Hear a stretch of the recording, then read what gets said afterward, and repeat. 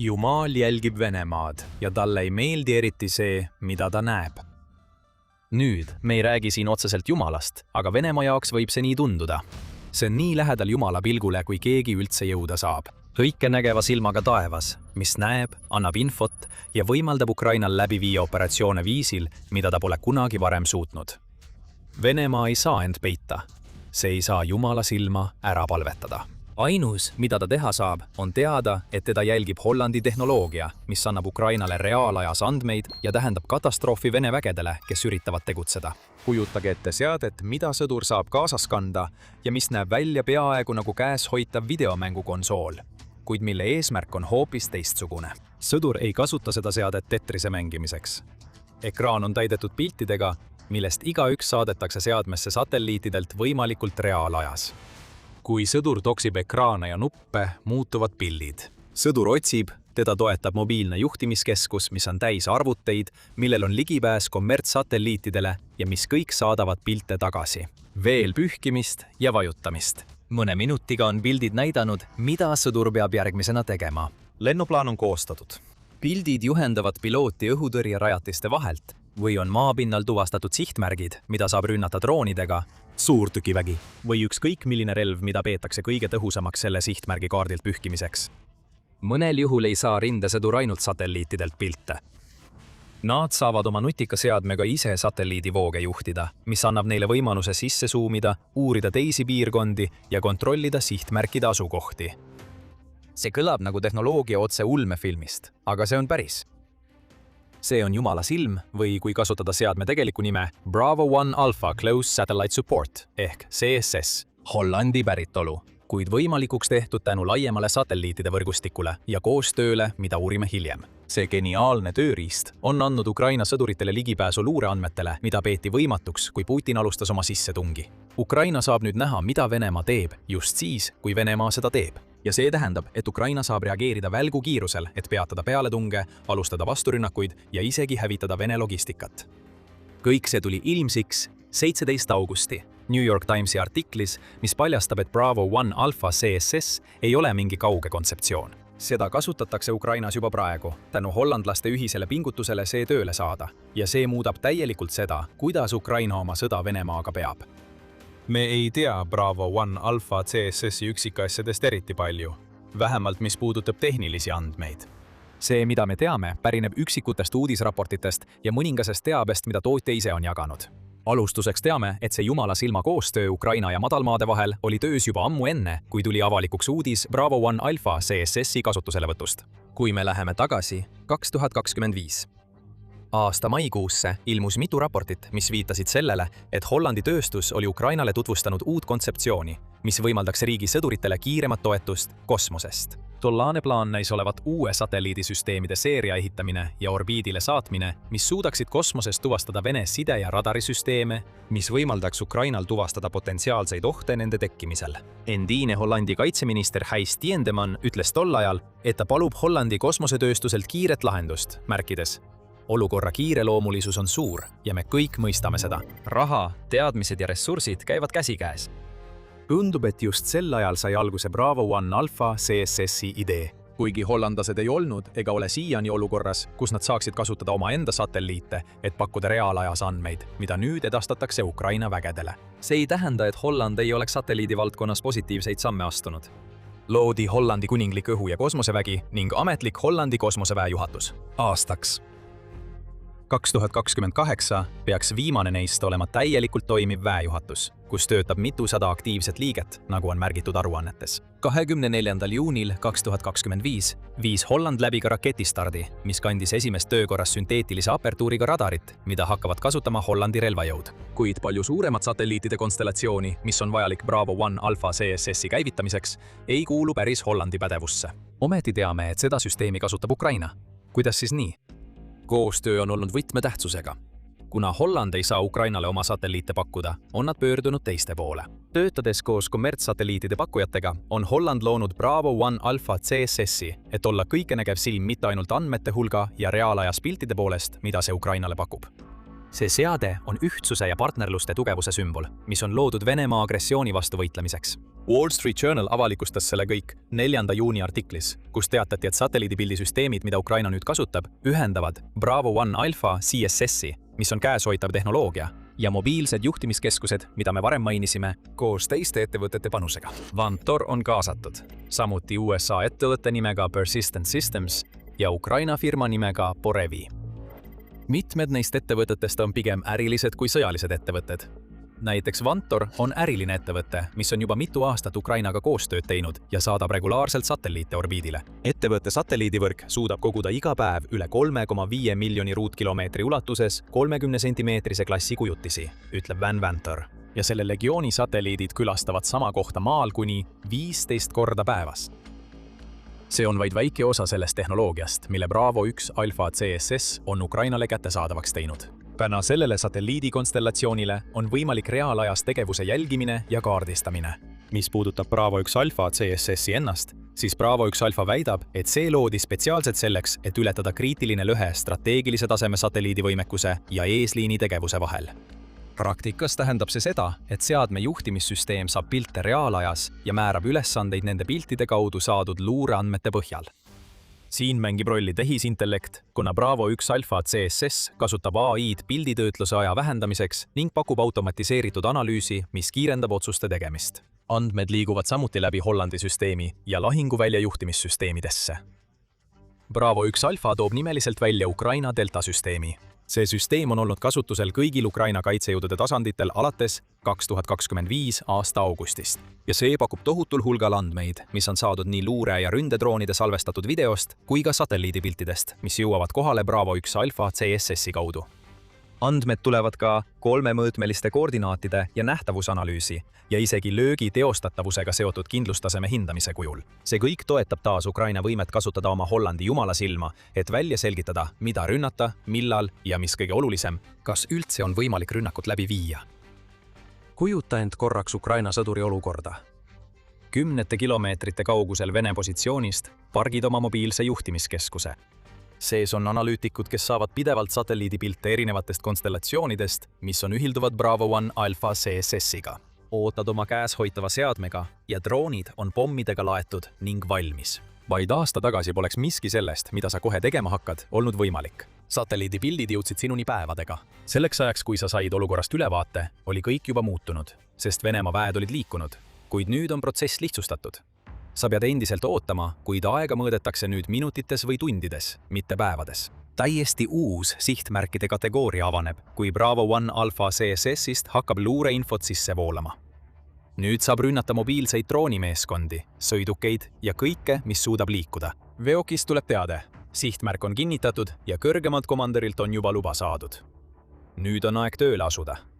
Võib-olla hangid veel andmeid. Delta-kaadrid võivad aidata sul määrata oma droonidele lennutrajektoori koos Bravo One Alpha luureinfoga, kuid oluline on tulemus. Vaid mõne tunni või isegi vähemaga liigud positsioneerimisest tegeliku rünnakuni. Vene sihtmärk elimineeritakse. Sina ja su meeskond liigute järgmise juurde. See on vaid väike näide sellest, mis nüüd Ukrainale võimalik on, tänu taevasele jumalasilmale, mis annab lahinguväljast pilte nagu kunagi varem pole nähtud. Mõju on olnud tohutu ja selle tehnoloogia tõttu Venemaale tekitatud kahju on peaaegu mõõtmatu. Aga enne kui sellesse süveneme, tuletan meelde, et vaatate Sõjasaadet. Kui selline ülevaade teid huvitab, siis kindlasti tellige see kanal. Me teeme selliseid analüüse iga päev. Vaatame kõigepealt laiemalt, mida selline tehnoloogia nagu Bravo 1 Alpha CSS on Ukrainale pakkunud.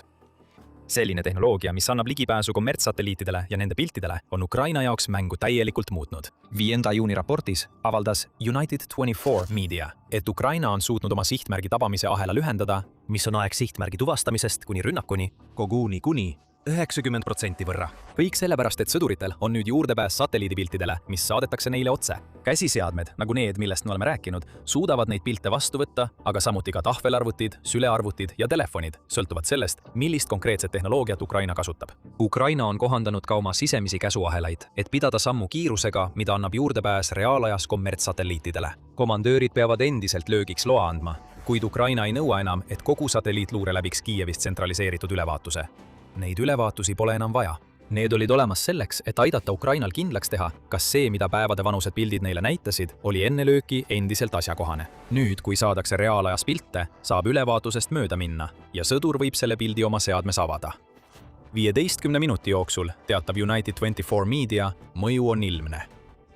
Ja mitte ainult löökide kiiruse osas. Ilma ülevaatusteta saab Ukraina vabastada tööaega, mida saab kasutada muul viisil. Ülevaatused maksavad lisaks ajale ka raha ning seda raha saab nüüd kasutada muudel eesmärkidel, kuna Ukrainal on nüüd oma kõiknägev silm taevas. Siis on veel kogu selle koostöö aspekt. Bravo 1 Alpha ja erinevad süsteemid, mida see vajab, on toonud kaasa suurema koostöö Ukraina, Hollandi ja Ameerika Ühendriikide vahel nii ärilistes kui ka sõjalistes kanalites. Võib isegi väita, et Ukrainast on saanud selle uue satelliiditehnoloogia lähenemisviisi katsepolügoon, nagu see on olnud ka paljude teiste relvasüsteemide puhul. Tõenäoliselt ei ole juhus, et USA erioperatsioonide väejuhatus on lisanud tarkvara, mis suudab edastada pilte kaubanduslikelt satelliitidelt sõdurite seadmetesse. Ukraina on tõestanud, et see lähenemine töötab ning on seda täiustanud nii kaugele, et Venemaa maksab selle eest ja USA õpib sellest kõigest. Kui rääkida sellest, et venelased maksavad selle eest, siis just selles asi seisnebki. Oma raportis ütleb New York Times, et selle reaalajas satelliittehnoloogia kasutamine on olnud võtmetähtsusega Ukraina poolt Krimmi isoleerimisel viimaste kuude jooksul.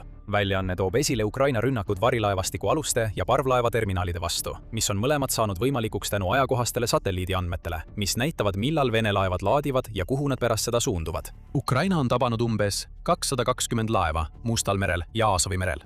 Ning kõik näib olevat tänu Jumala silmale, mis pidevalt Venemaad jälgib. Vladimir Putin saab olema maruvihane. Ta teab, et Venemaa ei saa selle lakkamatu infovoo vastu midagi teha, välja arvatud Ukraina kasutatavate satelliitide orbiidilt allatulistamine. Kuid see pole just eriti teostatav lahendus. Selle asemel peab ta pealt vaatama, kuidas tema kontroll Krimmi üle hävib.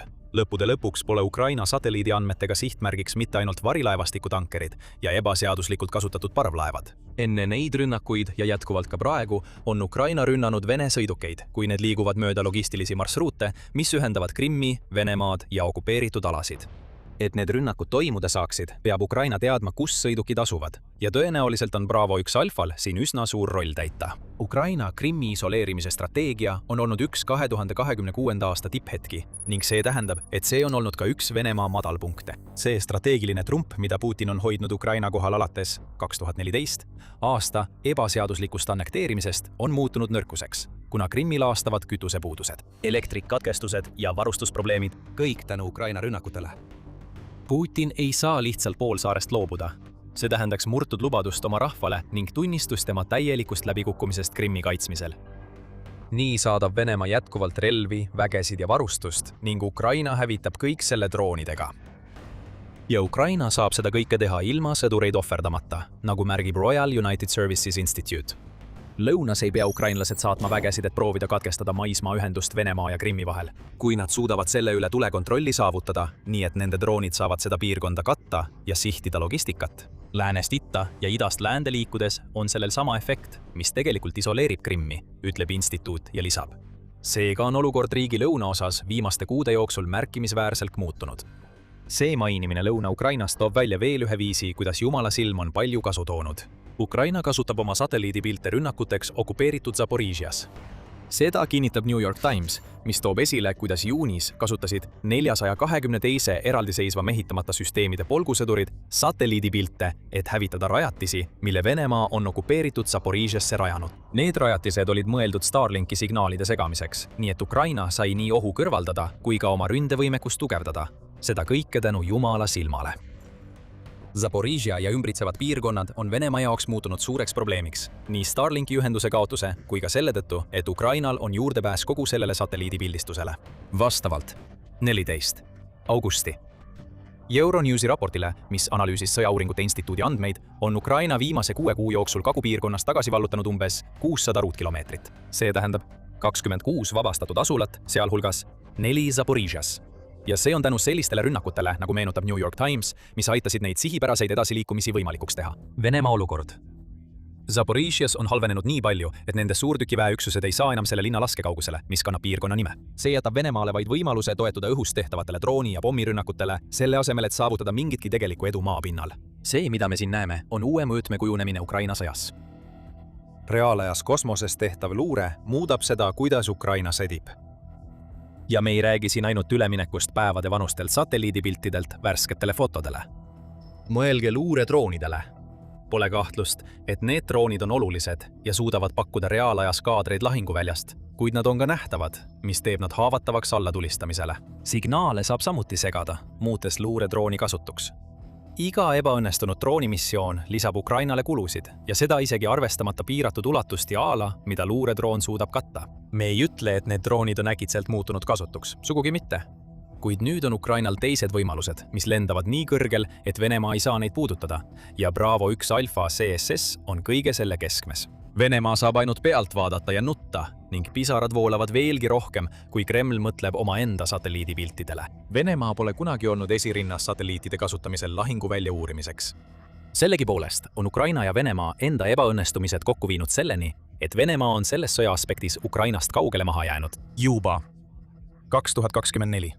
Aasta maist alates on Ukraina palunud satelliidifirmadel lõpetada riigi territooriumi pildistamine või vähemalt tagada, et Venemaal poleks nendele piltidele ligipääsu. 2026 aastaks on Ukraina leidnud viisi, kuidas nendele piltidele ligipääs kasulikuks muuta.